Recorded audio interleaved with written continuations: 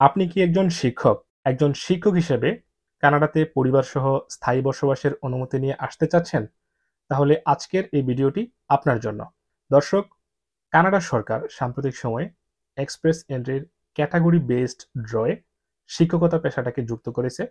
এর ফলে যারা শিক্ষকতা পেশায় আছেন তারা সহজেই পরিবারসহ কানাডায় স্থায়ী বসবাসের অনুমতি পেতে পারেন।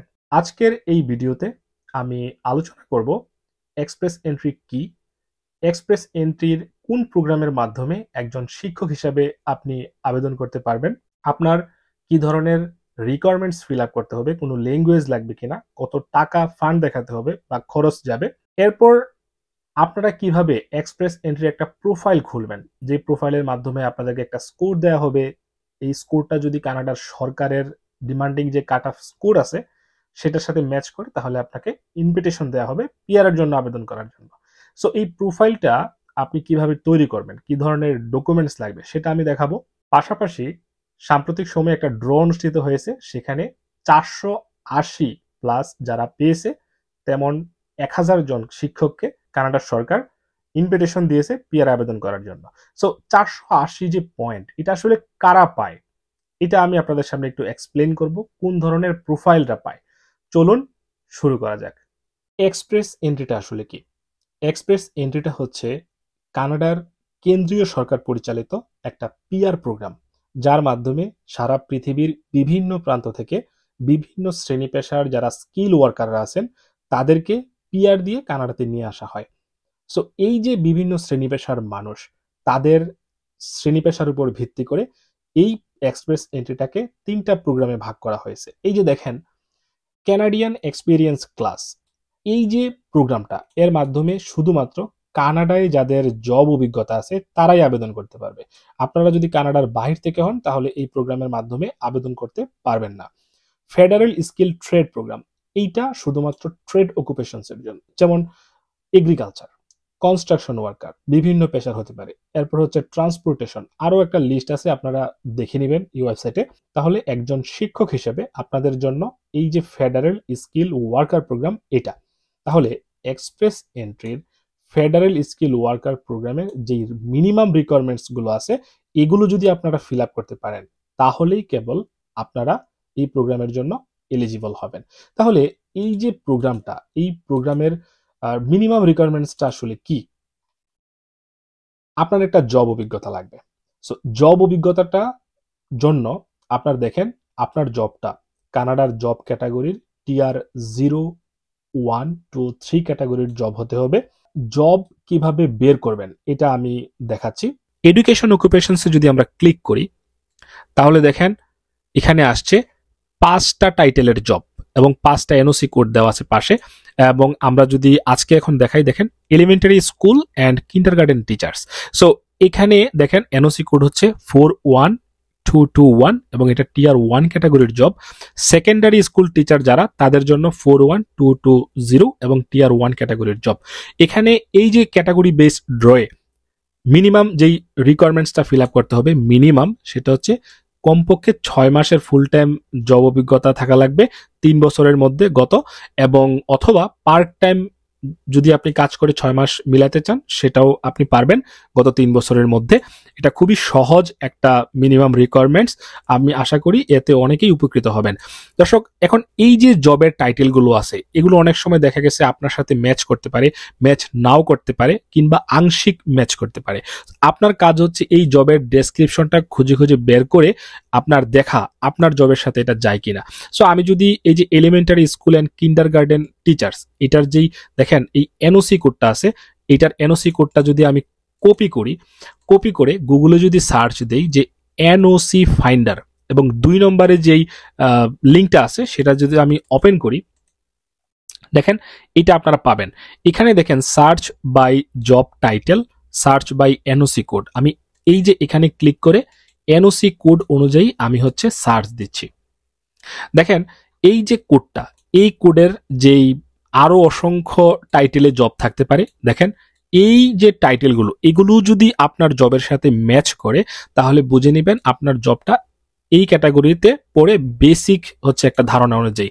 এখন আরো কনফার্ম হওয়ার জন্য আপনি একটু নিচে যাবেন, নিচে গিয়ে এই জবের ডিউটিস গুলো পড়বেন। সবচেয়ে গুরুত্বপূর্ণ বিষয় হচ্ছে এই যে জবের ডিউটিস গুলো আছে এবং আপনি দৈনন্দিন অ্যাজ এ টিচার হিসেবে যেই কাজগুলো করেন, পাশাপাশি আপনার এমপ্লয়মেন্ট লেটারে যেই রেসপন্সিবিলিটিসের কথাগুলো উল্লেখ করা আছে, এগুলো যদি এইটার সাথে কমপক্ষে 75% প্লাস যদি ম্যাচ করে, তাহলে বুঝবেন এই জবটা হচ্ছে আপনার জব। ল্যাঙ্গুয়েজ আপনার লাগবে।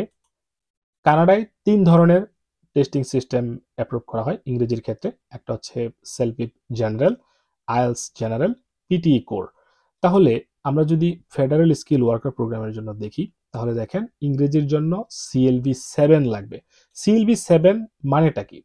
আমরা যদি ক্যালকুলেটরে দেখি, এই যে দেখেন ওভারঅল CLB 7, তাহলে রিডিং, রাইটিং, লিসেনিং, স্পিকিং এ মিনিমাম 6 করে যদি আপনি পান, তাহলে আপনি ওভারঅল 7 পেয়ে যাবেন। এবং আপনি যদি আরো বেশি পেতে চান, তাহলে আরো যত ভালো স্কোর তুলবেন, যেমন বলা হয় মিনিমাম CLB 9 থাকলে আসলে খুবই সেফ অপশনে থাকা যায়। সেক্ষেত্রে আপনি যদি 9 পেতে চান CLB, তাহলে দেখা যায় যে আপনাকে 3টা ব্যান্ডে, অর্থাৎ রিডিং, রাইটিং, স্পিকিং এ 7 আর লিসেনিং এ 8 লাগবে। তাহলে আপনি CLB 9 পাবেন এবং খুব ভালো একটা স্কোর পাবেন ল্যাঙ্গুয়েজের উপর। বাট মিনিমাম রিকোয়ারমেন্টস যদি আপনি ফিল আপ করতে চান, তাহলে প্রত্যেকটা ব্যান্ডে আপনাকে 6 করে রাখতে হবে। এডুকেশনের ব্যাপারটাতে আসি, দেখেন হাই স্কুল ডিপ্লোমা। আমরা যদি ইসিএ করি আমাদের সার্টিফিকেটকে, তাহলে এইচএসসি পাশের সার্টিফিকেটকে ইসিএ করলে কানাডার হাই স্কুল লেভেলের যে ডিগ্রিটা আছে তার সমমান হয়। অর্থাৎ আপনাকে মিনিমাম এইচএসসি পাস থাকতে হবে, তার উপরে যত থাকবেন আপনি তার জন্য এক্সট্রা পয়েন্ট পাবেন। এগুলো হচ্ছে বেসিক জিনিস যেটা আপনার থাকাই লাগবে। এই যে দেখেন চেক ইউর স্কোর এর মাধ্যমে আপনি যেটা করবেন, এই যে দেখেন সিআরএস ক্যালকুলেটর আছে, আপনি আপনার যেই বিভিন্ন যোগ্যতা আছে, যেমন বয়স আছে, আপনার লেখাপড়া, জব এক্সপিরিয়েন্স, এই সমস্ত কিছু যখন আপনি দিবেন এখানে একটার পর একটা, ক্যালকুলেট ইউর স্কোরে যখন ক্লিক করবেন আপনাকে একটা স্কোর দেওয়া হবে। এটা হচ্ছে আপনি চেক করার জন্য। আর এখন আপনি যদি এলিজিবল হন, তাহলে আপনাকে যেটা করতে হবে সেটা হচ্ছে আপনাকে এক্সপ্রেস এন্ট্রির প্রোফাইল খুলতে হবে। এই প্রোফাইল খোলার জন্য আপনাদেরকে কিছু ডকুমেন্টস রেডি রাখতে হবে, যেমন আপনার পাসপোর্ট লাগবে, আপনার আইএলটিএস এর স্কোরের যেই রিপোর্টটা আছে সেটা লাগবে, আপনার সার্টিফিকেটটা অর্থাৎ এডুকেশনাল যেই সার্টিফিকেটটা আছে সেটাকে ইসিএ করাতে হবে। ইসিএটা হচ্ছে এডুকেশনাল ক্রেডেনশিয়াল অ্যাসেসমেন্ট, অর্থাৎ আপনি বাংলাদেশে যে লেখাপড়া করেছেন বা কানাডার বাহিরের যে কোনো দেশে লেখাপড়া করেছেন, সেই ডিগ্রিটা কানাডার শিক্ষার মানদণ্ডে আসলে কেমন সেটা চেক করে দেখবে। সো এটা করতে সর্বোচ্চ 2 মাসের মতো সময় যায় এবং $200 থেকে $250 মতো খরচ যায়। আপনারা ইউটিউবে সার্চ দিবেন যে কিভাবে ইসিএ করব, দেখবেন অসংখ্য ভিডিও আছে, যে কোনো একটা ভিডিও ফলো করে আপনারা এটা করে ফেলবেন। আপনাদের এই ডকুমেন্টস গুলো যখন রেডি হয়ে যাবে, তখন আপনাদের কাজ হচ্ছে প্রোফাইল খোলা। এখন আপনাদের এক্সপ্রেস এন্ট্রির প্রোফাইল খুলতে হবে কানাডার গভর্নমেন্টের ওয়েবসাইটে। এখন কিভাবে প্রোফাইলটা খুলবেন এই সংক্রান্ত অসংখ্য ভিডিও বাংলা এবং ইংরেজি ভাষায় আপনারা ইউটিউবে পাবেন। সেগুলো যদি আপনারা A to Z ফলো করেন, তাহলে আপনারাও কিন্তু প্রফেশনাল ভাবে এক্সপ্রেস এন্ট্রির একটা প্রোফাইল তৈরি করে ফেলতে পারবেন। আরো বিস্তারিত জানার জন্য আপনারা আমার এই ভিডিওটা দেখতে পারেন। এই ভিডিওতে এক্সপ্রেস এন্ট্রি বিষয়ে আমি অসংখ্য তথ্য দিয়েছি, যেগুলো আপনাকে প্রোফাইল খুলতে সাহায্য করবে। আপনারা প্রোফাইলটা যখন খুলবেন, আপনাদের এই যে যোগ্যতাগুলো আছে এগুলোর উপর ভিত্তি করে আপনাকে পয়েন্ট দেওয়া হবে, যেটাকে আমরা সিআরএস পয়েন্ট বলি। এই সিআরএস পয়েন্টটা আসলে কিভাবে কাজ করে, আপনাকে কিসের উপর ভিত্তি করে এই পয়েন্টটা দেয়, এইটা নিয়ে একটু আমরা কথা বলবো। চলুন দেখে আসি। নর্মালি 4টা ফ্যাক্টরের উপর দেওয়া হয়। দেখেন, একটা হচ্ছে কোর হিউম্যান ক্যাপিটাল ফ্যাক্টর। এখানে যারা সিঙ্গেল অ্যাপ্লিকেন্ট আছেন তাকে 500 দেওয়া হয়, আর যারা হচ্ছে পার্টনার আছে বা স্পাউস আছে তাদেরকে 460 পয়েন্ট দেওয়া হয় এখানে। আর যাদের স্পাউস আছে তাদেরকে এখানে 40 পয়েন্ট দেওয়া হয়। স্কিল ট্রান্সফারেবিলিটি ফ্যাক্টরস, এখানে হচ্ছে টোটাল সর্বোচ্চ 100 পয়েন্ট দেওয়া হয়, আর এডিশনাল পয়েন্ট হচ্ছে 600। টোটাল 1200 পয়েন্টের মধ্যে আপনাকে ফাইট করতে হবে।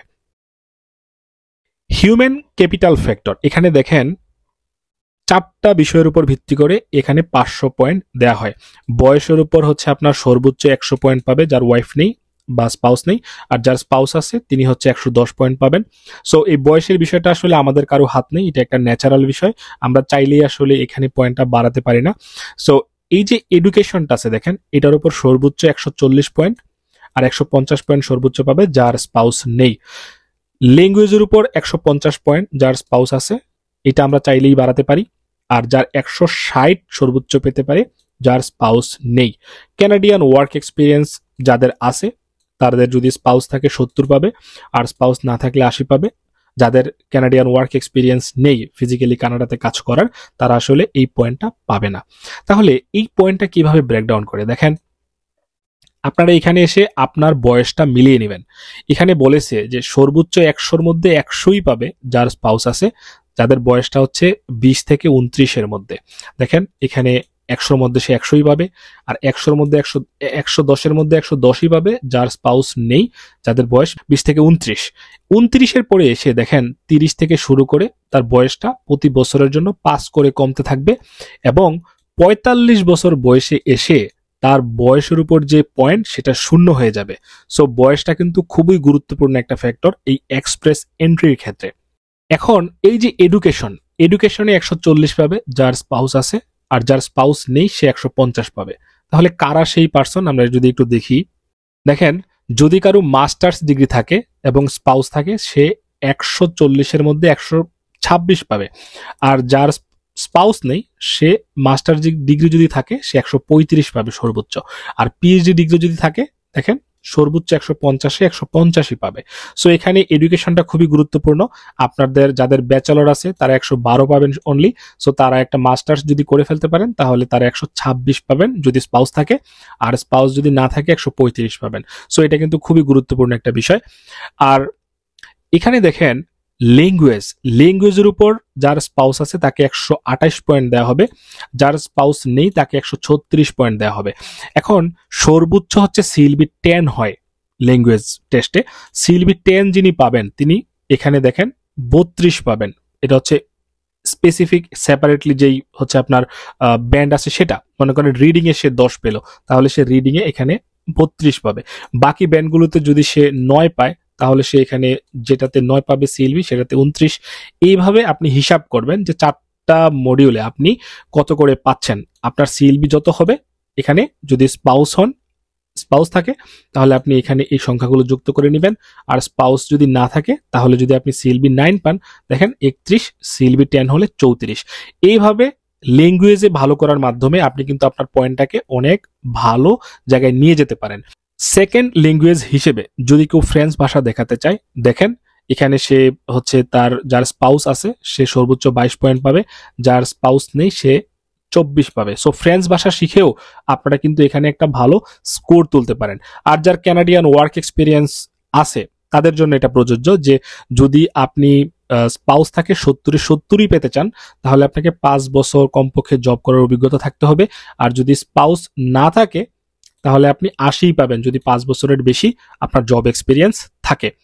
স্পাউসের উপর ডিপেন্ড করে দেখেন এখানে 40 পয়েন্ট আছে, এটা শুধুমাত্র যাদের স্পাউস আছে তাদের। এডুকেশনের উপর ভিত্তি করে দেখেন 10, ল্যাঙ্গুয়েজের উপর 20 আপনার স্পাউসের। এখানে ব্রেকডাউনে যদি আমি যাই, আপনার স্পাউসের যদি মাস্টার্স ডিগ্রি থাকে তাহলে সে 10-এ 10ই পাবে, তার যদি ব্যাচেলর ডিগ্রি থাকে তাহলে এডুকেশনের জন্য যে 10 সেখানে সে 8 পাবে। একইভাবে তার ল্যাঙ্গুয়েজের ক্ষেত্রে দেখেন সে কিন্তু 20 পয়েন্ট পেতে পারে, তার যদি সিএলবি 9 হয় প্রত্যেকটা ব্যান্ডে তাহলে সে 5 করে পাবে, যদি 7 or 8 হয় 3 করে পাবে।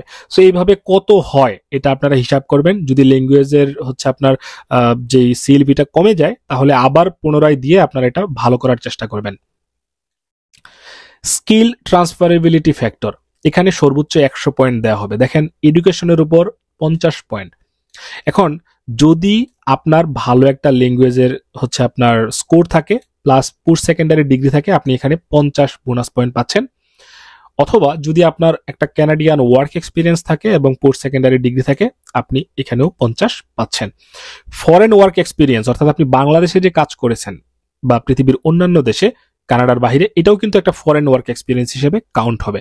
সো ফরেন ওয়ার্ক এক্সপিরিয়েন্স দেখেন এখানে 50, পাশাপাশি এই 50 যদি আপনি পেতে চান তাহলে দেখেন অন্তত CLB 7 লাগবে, এটা হচ্ছে ল্যাঙ্গুয়েজ টেস্টে, এবং সার্টিফিকেট অফ কোয়ালিফিকেশন এখানেও দেখেন 50। তো সবকিছু মিলিয়ে সর্বোচ্চ আপনি 100 পয়েন্ট পাবেন। এখন কিভাবে পয়েন্টটা পাবেন, এখানে ব্রেকডাউনে যদি আপনি ক্লিক করেন তাহলে দেখেন এখানে টোটাল আপনি দেখে নেবেন যে কোন রিকোয়ারমেন্টসটা আপনাকে 25 দেওয়া হবে, কোন রিকোয়ারমেন্টসটা ফলো করলে আপনি 50-এ 50ই পাবেন, এটা একটু দেখে নেবেন। সবার শেষে আসছে হচ্ছে আপনার এডিশনাল পয়েন্ট। দেখেন আপনার যদি ভাই বোন থাকে কানাডাতে যাদের সিটিজেনশিপ আছে বা পার্মানেন্ট রেজিডেন্টশিপ আছে, তারা হচ্ছে আসলে 15 পয়েন্ট আপনাকে দিতে পারবে, তাদের মাধ্যমে আপনি 15 পাবেন। ফ্রেঞ্চ ল্যাঙ্গুয়েজ স্কিল যদি আপনার থাকে আপনি কিন্তু 50 পাচ্ছেন এখানে। দেখেন আপনার যদি ফ্রেঞ্চে CLB 7 থাকে প্লাস আপনি যদি হচ্ছে ইংরেজিতে CLB 5 থাকে, দুইটা মিলিয়ে আপনি কিন্তু এখানে 50 পাচ্ছেন। আবার যদি ফ্রেঞ্চে CLB হচ্ছে আপনার 7 থাকে এবং যদি আপনার ইংরেজিতে CLB 4 থাকে তাহলে আপনি কিন্তু 25 পাচ্ছেন। অর্থাৎ এখানে ফ্রেঞ্চ ভাষা জানলে আপনি কিন্তু একটা বাড়তি পয়েন্ট যুক্ত করতে পারবেন। পোস্ট সেকেন্ডারি এডুকেশন ইন কানাডাতে যদি এই ডিগ্রিটা আপনার থাকে আপনি 30 পাবেন, অন্যথায় পাবেন না। আর জব অফারের উপর ডিপেন্ড করে, দেখেন টিয়ার 0 ক্যাটাগরির জব যদি থাকে জব অফার তাহলে আপনি এখানে 200 পাবেন, এবং টিয়ার 1, 2, 3 ক্যাটাগরির যদি হয় 50 পয়েন্ট এক্সট্রা পাবেন। দর্শক খুবই আপডেটেড নিউজ হচ্ছে এই যে 200 এবং 50 পয়েন্ট জব অফারের উপর, এটা উঠে যাচ্ছে স্প্রিং 2025 থেকে। কানাডার গভর্নমেন্ট সাম্প্রতিক সময়ে ঘোষণা করেছে এই জব অফারের উপর পয়েন্টটা দিবে না, কারণ দেখা গেছে অসংখ্য মানুষ প্রতারণার আশ্রয় নেয়, তারা টাকা দিয়ে জব অফার কিনে, দেখা গেছে 10 লাখ 20 লাখ টাকা দিয়ে তারা জব অফারটা কিনে এখানে যখন সাবমিট করে তারা এক্সট্রা 200 পয়েন্ট পেয়ে যায় বা এক্সট্রা 50 পয়েন্ট পেয়ে যায়, তারা অন্যদের চেয়ে এগিয়ে যায় কিন্তু এই প্রতারণাটা করে। সো এই স্বচ্ছতা আনার জন্য কানাডার গভর্নমেন্ট এই জব অফারের উপর যে পয়েন্ট আছে সেটা বাদ দিচ্ছে স্প্রিং 2025 থেকে। সো এটা আপনাদের জন্য একটা পজিটিভ নিউজ যারা আপনারা সৎভাবে কানাডায় আসতে চান এক্সপ্রেস এন্ট্রির মাধ্যমে। এবং প্রভিনশিয়াল নমিনেশন যদি আপনার থাকে তাহলে আপনি এখানে 600 পয়েন্ট পাবেন। সবকিছু মিলিয়ে সর্বোচ্চ আপনি এডিশনাল 600 পয়েন্ট পেতে পারেন। এই মাল্টিপল ফ্যাক্টর আপনি ক্লেম করতে পারেন কিন্তু। সো এগুলো মিলিয়ে 1200 পয়েন্টের মধ্যে আপনার পয়েন্টটা যত বেশি হবে তত আপনার সম্ভাবনা থাকবে ইনভিটেশন পাওয়ার। CRS স্কোর যখন হয়ে গেছে এখন আপনার কাজ হচ্ছে ড্রয়ের জন্য অপেক্ষা করা। কানাডার সরকার নর্মালি প্রতি 2 সপ্তাহ পর পর ড্রটা অনুষ্ঠিত করে থাকে। এটা 3 ধরনের হতে পারে। একটা হচ্ছে জেনারেল রাউন্ড অফ ইনভিটেশন, অর্থাৎ এক্সপ্রেস এন্ট্রির যে 3টা ক্যাটাগরি আছে এই 3টা মিলিয়ে যাদের পয়েন্ট সবচেয়ে বেশি এবং এটা যদি কাট অফ স্কোরের সাথে ম্যাচ করে তাহলে সেই ব্যক্তিরাই হচ্ছে ইনভিটেশন পাবে। আরেকটা হতে পারে আরেকভাবে যে program specific round of invitation, অর্থাৎ এই 3টার মধ্যে যেই কোনো একটা কানাডার ইমিগ্রেশন ডিপার্টমেন্ট যদি কল করে যে CAC ক্যাটাগরিতে যারা আছে তাদের মধ্য থেকে যাদের বেশি পয়েন্ট তাদের একটা নির্দিষ্ট সংখ্যককে আমি ইনভিটেশন দিব যদি আমার কাট অফ স্কোরের সাথে ম্যাচ করে, তাহলে এটাকে বলা হয় প্রোগ্রাম স্পেসিফিক, যে 3টার মধ্য থেকে যে কোনো একটাকে কল করে সে দিচ্ছে এবং এটার সাথে PNPটা যুক্ত আছে। আরো একটা টাইপ আছে সেটা হচ্ছে ক্যাটাগরি বেসড, অর্থাৎ কানাডার সরকার নির্দিষ্ট কিছু ক্যাটাগরির জবের উপর ভিত্তি করে ডাকবে, যেমন হেলথ কেয়ার অকুপেশন হতে পারে, সোশ্যাল সার্ভিস ওয়ার্কার, অথবা হচ্ছে নতুন যুক্ত হলো এডুকেশন অকুপেশন। দর্শক এই যে দেখেন এখানে কানাডার যেই ড্রগুলো আছে বিভিন্ন সময়ের সেই ড্রগুলোর একটা লিস্ট আছে। এখানে দেখেন 1 মে 2025 সেখানে আসলে এডুকেশন অকুপেশনস এর মধ্যে একটা ড্র ইতিমধ্যে অনুষ্ঠিত হয়ে গেছে। সামনে আরো অসংখ্য ড্র আসবে, সো আপনারা এই পেজে চোখ রাখবেন। আমিও আপডেট জানাবো আমার ইউটিউব চ্যানেল বা ফেসবুক পেজে। দেখেন এই যে 1 মে ড্রটা অনুষ্ঠিত হয়েছে তখন এখানে দেখেন 1000 শিক্ষককে তারা হচ্ছে ইনভিটেশন পাঠিয়েছে যে আপনারা PR এর জন্য আবেদন করুন। যাদের স্কোর এই যে CRS স্কোরটা আমি এতক্ষণ বর্ণনা দিলাম যে বয়সের উপর, শিক্ষা, ল্যাঙ্গুয়েজ বা জব এক্সপিরিয়েন্সের উপর পয়েন্ট দেয়, এই পয়েন্টটা 479 বা তার বেশি যাদের ছিল তারা আসলে এই ইনভিটেশনটা পেয়েছে, তাদের মধ্য থেকে 1000 জন। দর্শক আপনারা আপনাদের এই পয়েন্টটা মিলিয়ে নেবেন সেই ওয়েবসাইটে গিয়ে। আমি এখন একটা উদাহরণ দেখাবো। এই যে দেখেন এইটা একটা ওয়েবসাইট, এটা কানাডার ইমিগ্রেশন বিষয়ে খুবই ট্রাস্টওয়ার্দি একটা হচ্ছে ওয়েবসাইট CIC নিউজ।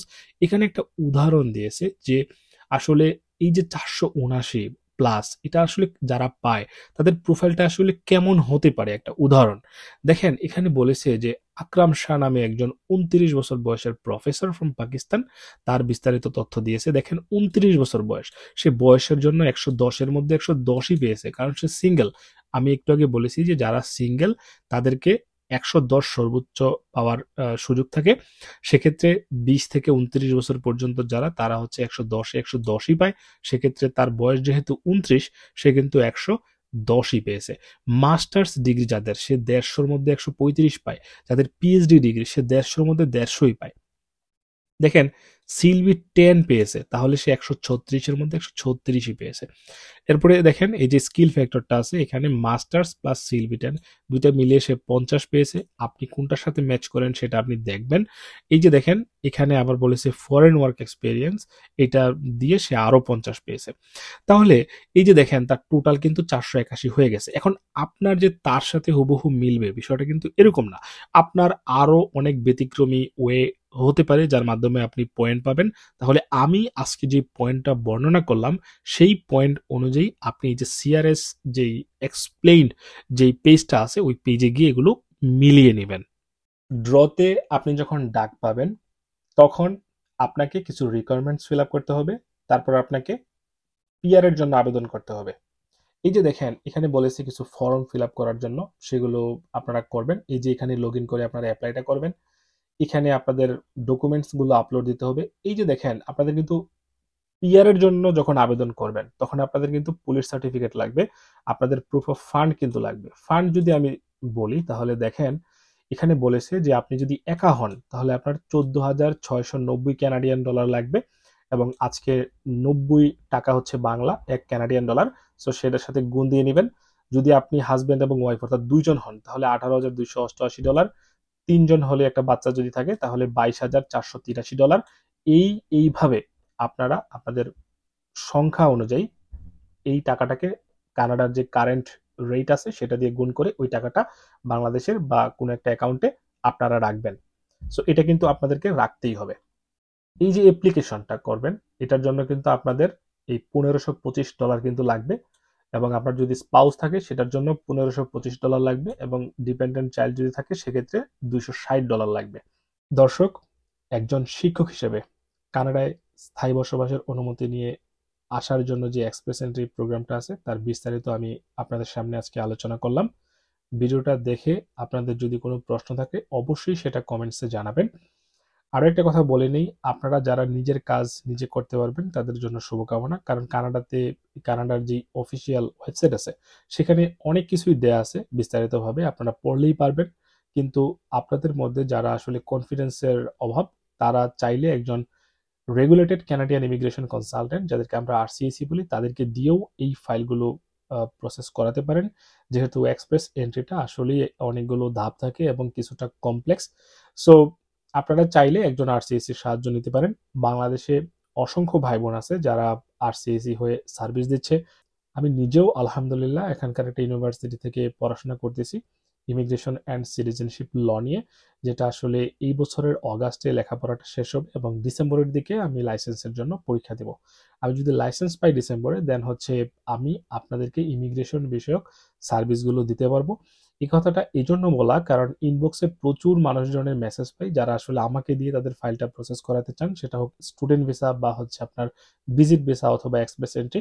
বাট আমি আসলে লাইসেন্স পাওয়ার আগে এ ধরনের সার্ভিস কাউকে দিতে পারি না, এটা কানাডার আইনে আসলে অবৈধ।